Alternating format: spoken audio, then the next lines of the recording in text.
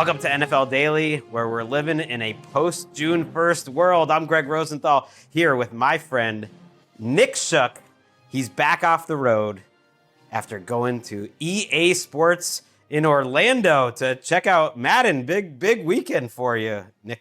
What's going on? Oh yeah, you know I'm a gamer of sorts, and it's always fun every year to go down to EA and check out the new titles. And now that they got it's 2 days of virtual football glory, and it was a fantastic time with lots of information gained that you will be hearing about from me in the coming days and weeks. Ooh, I mean, I don't know how Nick got on this list that he's like a gamer influencer, but it's pretty cool. Do they pay for your flight to go down there or no? No, well, to keep it, I guess, kosher or whatever, we split it down the middle. So Okay. they cover a little bit, we cover the rest. Interesting.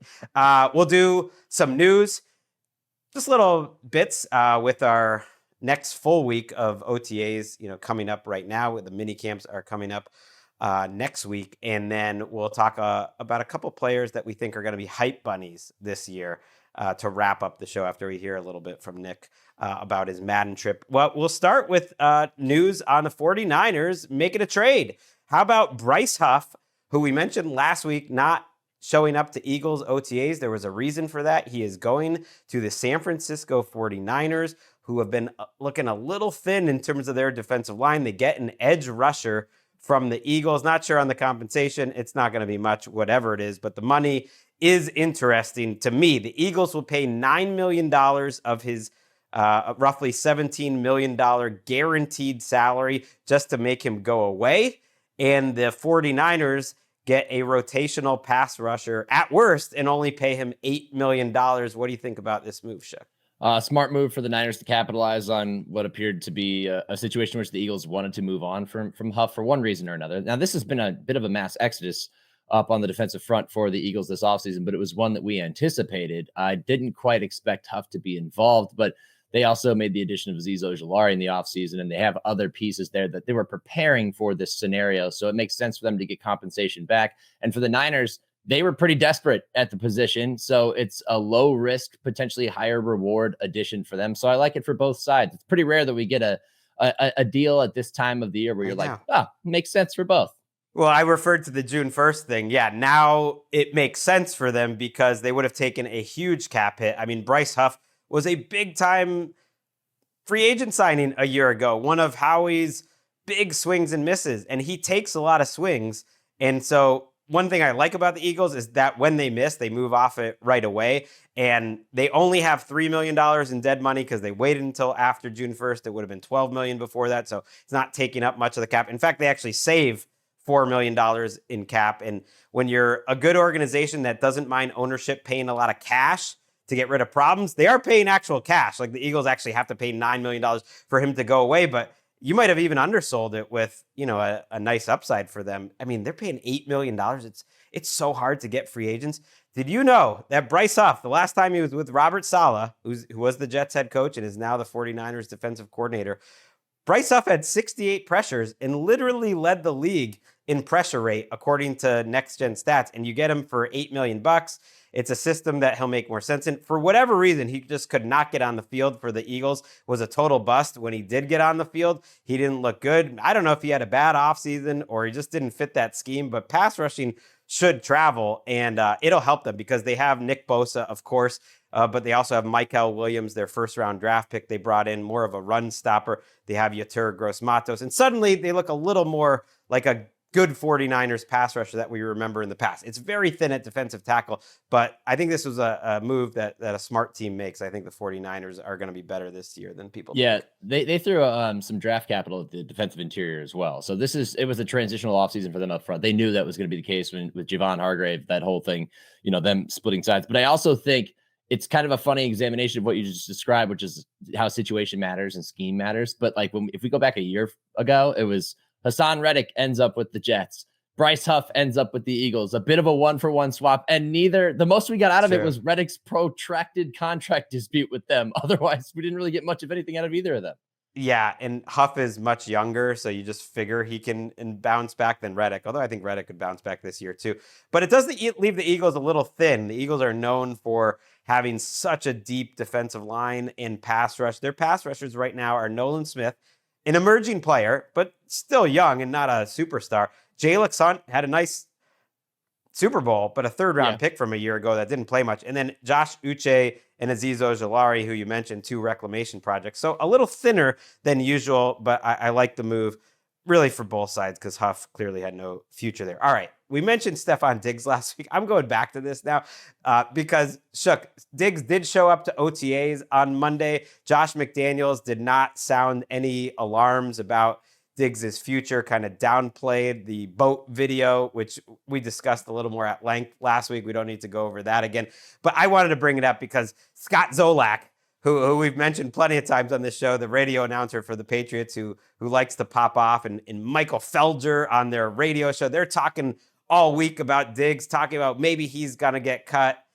You have not seen any credible reporter say that in New England. I think there's a reason for that. Greg Bedard, for instance, of Boston Sports Journal, said the Patriots were not going to cut Stefon Diggs because of this. I think it's something where he'll have a stern talking to Nick Shook, but I did want to put that out there, that all this getting cut talk maybe sounds like they got nothing to talk about in New England because there's no sports going on other than the Red Sox stinking and just needing to talk about something. Yeah, well, thank you, Celtics, for getting injured and falling out of the playoffs to kind of affect that. But yeah, it's also, I think, a good example of how one beat can get so trained in the ways of an old regime that they just expect things to happen because Mike Vrabel's now back and the Patriots no nonsense type of organization, but fail to realize that it's 2025 and that you are the Patriots trying to come back from the cellar and that you could use a player like Diggs as long as he's able to come back healthy at some point this year. Right. And it's not like they haven't been happy with his recovery from his surgery. And, he's known for his work ethic throughout his career. Now, when you have mystery substances on video, that it's not a good, it's not boats, great. Man. It's just boats. Stop being on boats where videos are being taken. Do like comedians do at the shows. Put everybody's phones in bags, lock them away.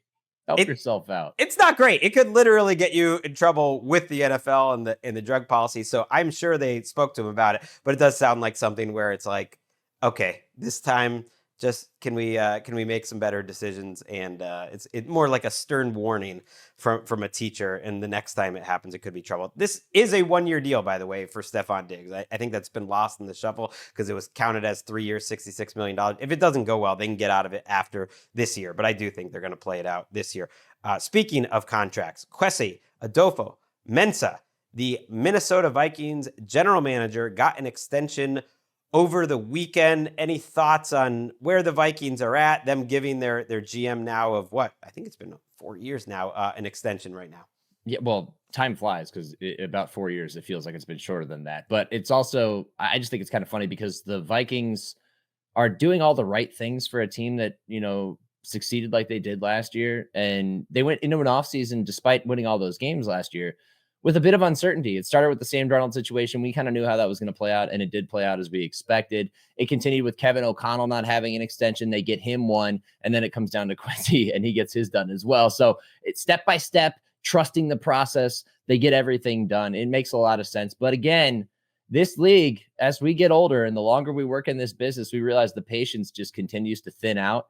And this is a pressure-packed season for them because they're putting all their chips into the center of the table on JJ McCarthy, and especially coming off of how they played last year. Not saying that they're not going to live up to those expectations, but there is a lot of pressure on them. So I guess it's good to get that extension done now as opposed to letting it linger into the season. Yeah, and you know what? The Wilfs, who took over this ownership from what was really a rough group before, Red McCombs, if you wanted to go back, have been very patient. I think in general with their coaches, it's been a well-run organization. They got that stadium built. I did find it interesting that the coach and the GM, the extensions came so far apart. Right. It actually is more than 3 years. This will be going into his 4th season. And there was some buzz of, are those two guys always on the same page? I do think KOC has more juice in that building for whatever it's worth. Quesi's drafts have not been good. They have not been a good drafting team. They've made some good moves in free agency. Some of the players that were there before, they obviously have made great coaching hires with KOC and Brian Flores. So they really need JJ McCarthy to hit because that's a Kwesi guy. But they're on the same page there. Speaking of, guys looking for contracts, Adofo-Mensah was. Von Miller is too. He was quoted telling Mike Cleese, who's covered the Broncos for a long time, that he's, quote, definitely playing in 2025. It was a reminder to me that Von Miller is a free agent at all. I wonder, does he have any information that he's got contract offers out there and he's waiting? That maybe is what that indicates to me, because he did not look great last year, Nick. No, I mean, he hasn't looked great over the last few years because he's been hurt or just in the shadows when he was in his final years in Buffalo. I mean, it kind of, I made this comparison with the Aaron Rodgers situation on and on over the last few months, but this kind of does reek of a Michael Strahan situation where it's like, I'm going to ride this out, maybe not go to camp or just show up at some point in camp and just see who wants a Jadeveon Clowney situation. He's done that before in the offseason, and he's a free agent right now too. He doesn't quite have as much leverage, I think, as Clowney did maybe 3 years ago, but I could still see someone taking a flyer on him because you can never have enough edge rushing help. And if you get him cheap enough, then it's not even a risk. It's just like, all right, let's throw another veteran in here and try and get a little bit better. This is a guy who has made about as much as any defensive player has in the NFL over the last 10 years. A guy who, for a future project, was looking at his resume and looking at him closer. I mean, he's almost obviously a future Hall of Famer and is in the upper tier, really, of pass rushers over the last 10 plus years. Is he going to want to play for just a few $1 million to go chase a ring? Because I think that's what he's going to have to do, right? And go make a team, because at his age, coming off of an injury. But he says he's, quote, definitely playing. So maybe he has an offer out there. You know who does not have an offer? It's Bill Belichick on the Manningcast. I take that back. I spoke incorrectly. He probably did have an offer, Shook. But he will not be on the Manningcast next year. I find this interesting. Peyton Manning was at some golf event, and he mentioned publicly that Bill Belichick will not be part of the telecast.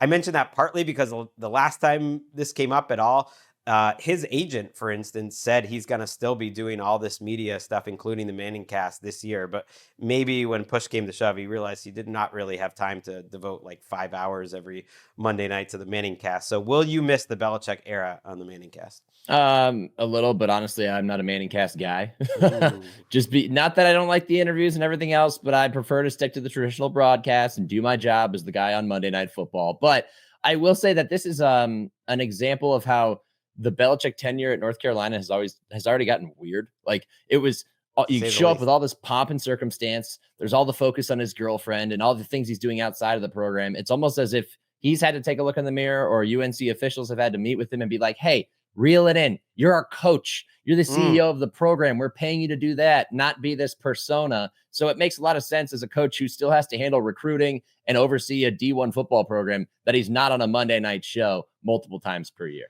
Right. You could look at it as it was good recruiting. I became less of a Manningcast guy last year. I really like it, but when we're doing these recaps on Monday night, I'm with you, Shook. I feel like I get a little less locked in if I'm watching the Manningcast. But it was cool. I watched it a decent amount. He will not be there. Inside the NFL has an uncertain future, but I'd be shocked if he was part of that. Maybe he'll still do the I liked him on that. That was a better example of who Bill Belichick could be on camera on Inside the NFL, when he could sit down and go through tape with, Chad Ochocinco and the rest of the guys and kind of explain what's going on here and get back. And it felt like I was in a film room with the guys after a Sunday game, and he was getting ready to tear somebody apart for making a mistake. Yeah. And they mentioned it's not coming back to the CW. So right now it's a little unclear if and how that show will exist into next year. TJ Watt, we just talked about Von Miller, future Hall of Famer. Do you think TJ Watt is a future Hall of Famer if, let's say, he doesn't do a ton the rest of his career? Yeah, already. Yeah, he'll be in there. Defensive Player of the Year kind of puts you in the consideration right away. I think the production has been consistent enough. I hope that that's not the last that we've seen of him, because he's not the last, but like if for some reason it fell off. So I was just trying to be, I get your transition. I understand. I'm picking up what you're putting down. I get it. But at the same time, it's like, hey, I'm worried about the whole, he's the peace sign or whatever it was on social media, and Steelers fans are worried about whether he's going to leave. Do we trade him? Somebody sent me one of those graphics off of some social media site the other day where it was like TJ Watt for a 2025 first round pick without realizing that the 2025 draft has already come and gone. Like, this is where we're at in the offseason right now. I hope he stays with the Steelers for the rest of his career and finishes strong and ends up, cementing that Hall of Fame resume, because I think he'll be there. Yeah, he's not at OTAs right now. Mark Caboli, who's covered them for a while, said on his podcast that the Steelers have made an offer to TJ Watt. So that's why I'm bringing that up. He's looking for a new contract. It's not the right time of year to make a trade. It just doesn't make any sense to me. If teams were more aggressive about this stuff, it wouldn't have been that crazy if you could have gotten a haul for TJ Watt before the draft and you wanted to really invest in your young players at the position. Nick Herbig and Alex Highsmith are awesome and you're pretty deep there. But at this time of year, you got to just give them that money. And the bar's been set. Myles Garrett, Max Crosby, they're all roughly in the same ballpark age-wise as TJ Watt. And I went through his career, and that's why I asked about Hall of Fame. Like, I realized he could retire today and he's in the Hall of Fame. He's been top 5 in Defensive Player of the Year voting and 4 times. Top 3 times. He won it once. He's been first team All-Pro 4 times. Like, people have made the Hall of Fame with much less. And so that's an all-time great. And that's why that negotiation is tricky, because you got to just pay the premium for TJ Watt. I don't care if he's 30. It doesn't matter. But what I hate about it is the fact that he has to come after Myles Garrett and Max Crosby, because the Steelers over the last few years have invested a ton of money into their defense. It's been like the most expensive defense in the NFL. And I worry that there won't be enough space to pay him well enough or as he deserves. Like, you reset the market with a Myles Garrett deal. I don't feel 100% confident that the Steelers would give TJ Watt more money than Myles Garrett. And at that point, it feels unfair to him because he's been just as good, if not better, than Myles Garrett for most of his career. I mean, they're neck and neck in Defensive Player of the Year for most from years. A Browns guy. I'm showing respect where it's due. I mean, Myles Garrett's a hell of a player, but TJ Watt is too. And I just worry that he's not going to get compensated as fairly if he's going to stay in Pittsburgh. And he's going in the last year of a deal. So it gets a little uncertain, and I just don't like the vibe around it right now. But then again, it's a product of the business in which they build these clubs. If we got really bored in the offseason, I could do a rankings of like holdouts that I actually think would last the longest, and TJ Watt would be near the top. Yeah, if he wants to push it because of everything you just said. Well said. He's made so many big plays. They've been in big games. I'm still a Garrett guy. I think it's a decent amount, but his forced fumble, like, he's been top 5 in forced fumbles 5 times. TJ Watt, he's inevitable. It's just except for the end of last season. Like, no one's ever done that. Pay the man his money. Just a couple little OTA notes I just wanted to mention to keep everyone that listens up to date. Jonnu Smith, we talked about him possibly getting traded to the Steelers. Speaking of Pittsburgh on Friday's show, he has made it clear through his agent he wants to stay in Miami, so they're going to try to work something out there. We'll see if that happens. CJ Stroud was not throwing at practice last week. He might be back this week. They're really downplaying it, but it was a pectoral issue. And then Hunter Renfrow, who's been at Panthers camp, has, quote, made huge strides every week coming back from an injury, an illness, and just so something to watch in the spring. I'm just going to keep an eye on that. Let's talk a little Madden, though, Shook. You were down in Orlando. They announced that Saquon Barkley was going to be on the cover of Madden, and they picked the picture that everyone would have expected them to pick. Adam Schefter got the news first. I guess he must be a friend of the EA family. And yes, it's Saquon Barkley on the cover, jumping over poor Jerry Jones of the Jaguars, who now has to be on the cover of Madden, getting jumped over for the rest of his life. That's brutal. Well, I mean, that photo itself is staged to make it look good with studio lighting and everything, but they're replicating what happened in real life. The play that we all saw, the play that we discussed on NFL Daily, hours after it happened during that week. And you know what? You think Schefter got the news first? Brother, I got the news days ago. Okay, but you couldn't report it. Of course, exactly. Wait, so I didn't look closely. That's not Jerry and Jones? That's not an actual game shot? No, those photos are staged to look good on the cover, but they were essentially recreating what happened in real life, just with better lighting, so it looks more cinematic and everything else. But I'm at the presentation on Friday, and they're like, "Does anybody have a guess about who the cover would be?" And everyone's like, "Saquon," and they're like, "Oh, surprise! It's Saquon." Like, there's no better pairing for a video game and an athlete who made an incredible play than Saquon Barkley in the reverse hurdle to put in Madden. Which, by the way, last season they had that ability to perform that type of hurdle in the game with Saquon within a week of it happening, which is a credit to their development team getting that in the game. But yeah, they're very excited about the game and about having Saquon on it, and it's just the tip of the iceberg for what they're about to reveal in the coming weeks. Oh, interesting. Little tease. A lot of changes.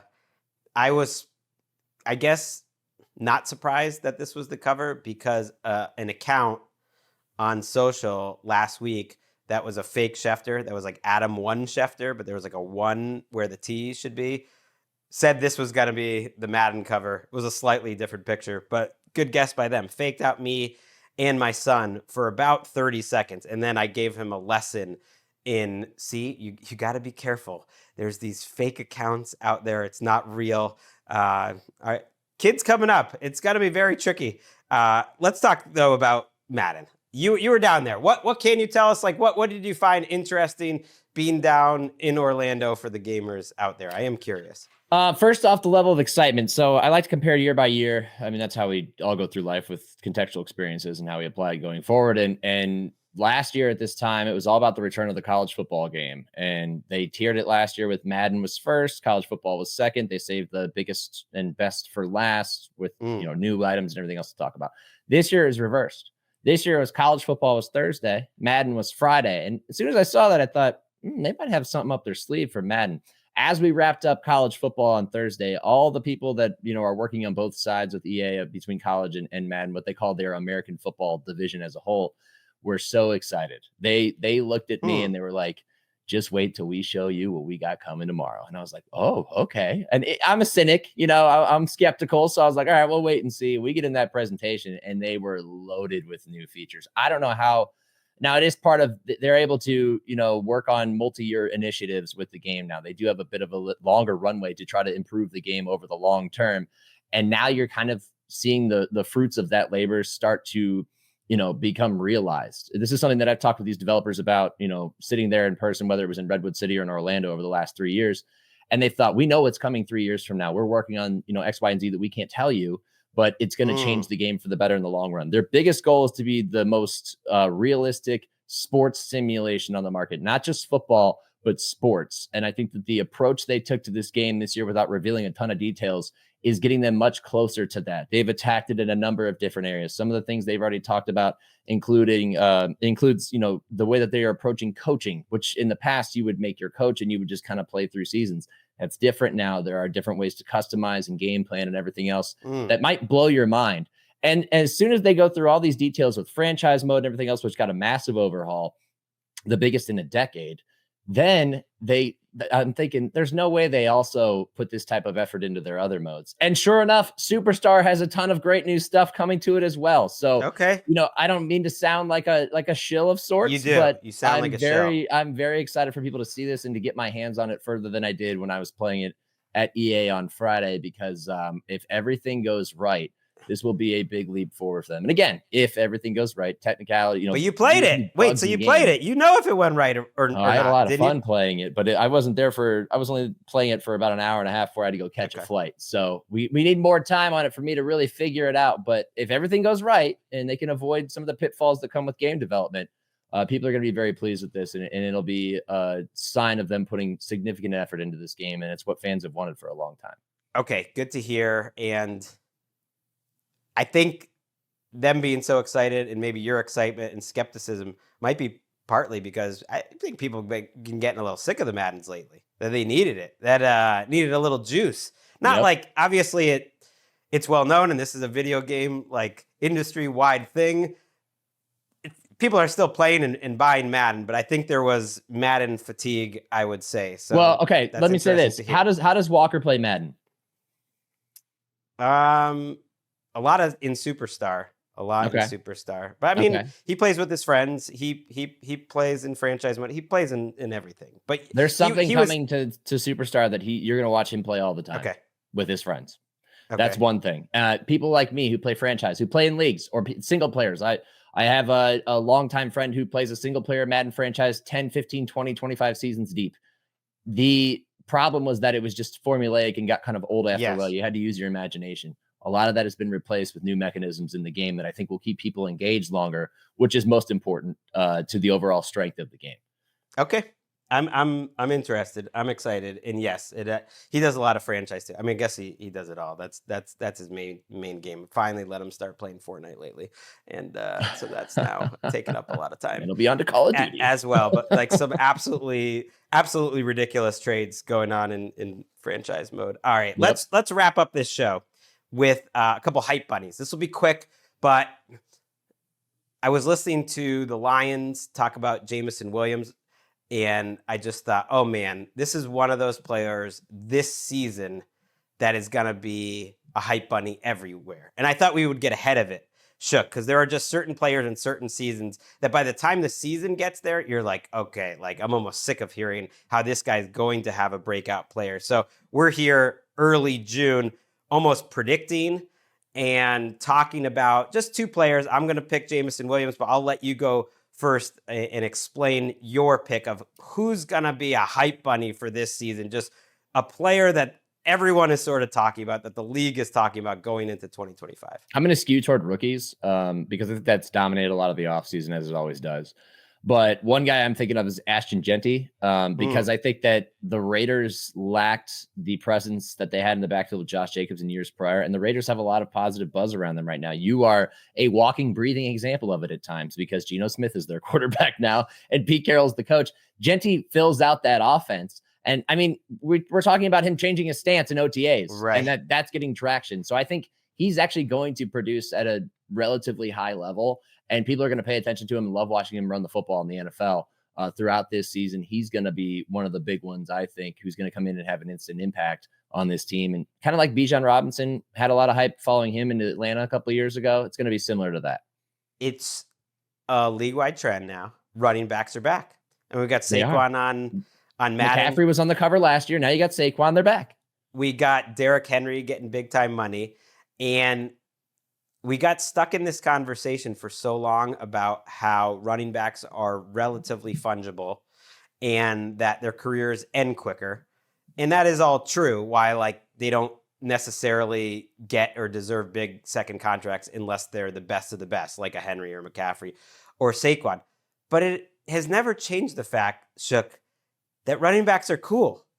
That running backs are fun. That when you're a kid, what do you want to be? You want to be a running back. When you're a kid, what do you want to watch? When you're an adult, what do you want to watch? When you're a fantasy player, who do you want to draft? Who do you want to watch? Like, no matter how much you tell us that the position is worth less, it's actually never been any less cool. And we should have superstars. Now, we don't have to go back to the 70s where running backs were literally the kings of the sport. They were almost more important than quarterback. But we need to find some sort of balance where guys like Ashton Jeanty are the biggest stars in the sport. And if they're only the biggest stars for 6 or 7 years, who cares? We don't need everyone to be Tom Brady. I'm with you. Like, he makes the Raiders watchable and box office in a way that they just haven't been for years. At least on paper right now.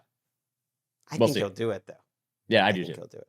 All right. I will go with Jameson Williams as my pick. And he's entering year 4. It's a perfect time, a guy towards the end of his rookie contract, to just start being the subject of all the pieces. He's had this narrative arc, Shook. Disappointment right off the bat. Immature on and off the field. I mean, last season, we're coming into the season, you know, there's multiple suspensions going on in his career, whether it was, you know, the substance abuse policy, I mean, the PED policy, rather, I should say, and the gambling policy previously. Like, he has not made great decisions. And then yet he shows up last season and he gets over 1,000 yards and he finally shows that progress on the field that you wanted to see. And now he's coming into his own and he's just such an obvious candidate to get talked about so much. Let's listen to Dan Campbell talking about Jameson Williams last week. His ability to stop, put his foot in the ground, man. When you can run like you can run, and now you're beginning to where, man, you can stop on a dime. I mean, you talk about a hard cover. So the sky's the limit for him. He's exactly where we want him to be right now at this point, man. He's been here, he's grinding, he's getting better. Scotty's freaking grinding him. It's awesome. But we expect him to have a huge season. Woo! Sky's the limit, says the headlines. We expect him to have a huge season, says the headlines. Are you buying, Shook? I did say I'm a skeptic. I did say I'm a cynic. But I know the talent is there. It's just been the ability to stay on the field, and his fit in that offense is so good too. Like if you could extract near maximum production from Jameson Williams and Amon-Ra St. Brown at the same time, you got one of the best duos in the NFL right off the top. But we haven't seen it at the level that I would envision it to be. Is he talented enough? Yes. Sure. He didn't stick at Ohio State because they were loaded at receiver, and then he goes to Alabama and he's an instant breakout star. And we haven't seen it consistently in the NFL because he hasn't been on the field. So if he's on the field all year and they're able to pick up where they left off despite changing offensive coordinators, then yes, because I think that he has every gift he needs to produce. It's just a matter of establishing consistency both on and off the field. I think they are big upping Jameson Williams in the offseason because they see a change in him. Here's some quotes. This was from the Lions website. "Sky's the limit" was the headline. They say coaches have raved about Williams' offseason for his play on the field, but his attention to detail in meeting rooms. Every time his name's been brought up, the person talking, whether it's Dan Campbell, Johnny Morton, the offensive coordinator, wide receivers coach Scotty Montgomery, or Williams' teammates, big smile crosses their face and say that he has a different attitude in terms of the work that he's putting in and expect a huge season. Just seems like they are all trying to build him up for what's going to be a big season, because if he goes off, he can really get rich in terms of his contract. And I did see development over the last season and a half where he's better at those stop routes. He's not just a one-trick pony in terms of his deep passing. In fact, he was third in the NFL in yak per catch. Now, that's partly because he's got a couple where, he goes like 70 yards on a slant, but that's what he could do for you. Second in the NFL in yards per reception. And then I watched a little of his press conference too. No huge takeaways, but just does seem like a player who came into the league immature, like a lot of 21-year-olds are, and has grown into it in the right organization and seems kind of ready and relaxed and ready for a big season. So I'm buying big time. This is also a club that's not afraid to pay their players. We've seen that over the last few years with their key players. So if he's going to go earn it, now is the time. And I think he would be rewarded handsomely if he does earn it. Now they'll have to fit it into the cap, but they've done a good job of that so far. So I like the upside there. I definitely do. The next player I'm going to pick for a hype bunny is, I'm going to stay with receiver, kind of a different narrative here. It's DK Metcalf. And it's because, and this is directly tied to Aaron Rodgers and whether he eventually decides to sign with the Steelers or not, which we've been waiting forever, but we all expect that to happen at some point. Because the Steelers, after meandering through this strange quarterbackless territory where they just cycle guys in and out and try to figure out what they're doing. Kenny Pickett, Russell Wilson, Justin Fields, now Mason Rudolph is back, but probably won't start unless Rodgers retires. This is a big year for them. Again, every time I talk to a Steeler fan out in the wild during this offseason, I repeatedly get the same question. What do you think about Mike Tomlin? Is he really going to be there that long? Why can't we win a playoff game? And I tell them the same thing. Guys, you wouldn't even be in the playoffs or in contention if he wasn't your coach, because of what the hand he's been dealt at quarterback. He's found a way to get them there. But if they have Aaron Rodgers and he can play like he did down the stretch of the Jets last year, and he can find and establish a rapport with DK Metcalf, the new guy in town, the guy that they like better than they like George Pickens, so much that they traded George Pickens to Dallas, then it's going to attract a ton of buzz. We're going to see Steeler highlights. They got 4 primetime games. First one's in week 7, and it continues on through the season. The league expects them to be in contention and to be worth watching in a primetime slot. And a big reason for that is DK Metcalf. So I think we're going to talk about him a lot if he's able to get on the same page with Rodgers, if Rodgers becomes their quarterback. Again, a lot of question marks, but if it all comes together, not saying they're going to win a Super Bowl, but we're going to be talking about Metcalf and the Steelers a lot. Yeah, totally agree with you there. There was always a feeling that there could be more to DK Metcalf. Well, if not now, then when? He's turning 28 this season. Could he have a Terrell Owens' first season with the Cowboys or Eagles type of season? He hasn't had that level of season. We'll see if he can get it done. That is 3 hype bunnies to keep an eye on heading into the season. That's it for a nice tight Monday show. We will be back on Tuesday with my friend Jordan Rodrigue of The Athletic. We're trying to get Colleen Wolfe on board. The negotiations are ongoing. What's going on? We will see. Well, she was off camping in Big Sur. She's off doing Good Morning Football. We'll see if we can get her, but it would be a big ad if we can. That is it. Like I said, for today's show. A lot of OTAs going on. Good to have Shook back in the show. I've missed you, Shook. To be back. Yes, when when we're trying to, tell everyone to just calm down, like the boat thing isn't that big of a deal. Stefon Diggs is gonna play. Football's coming.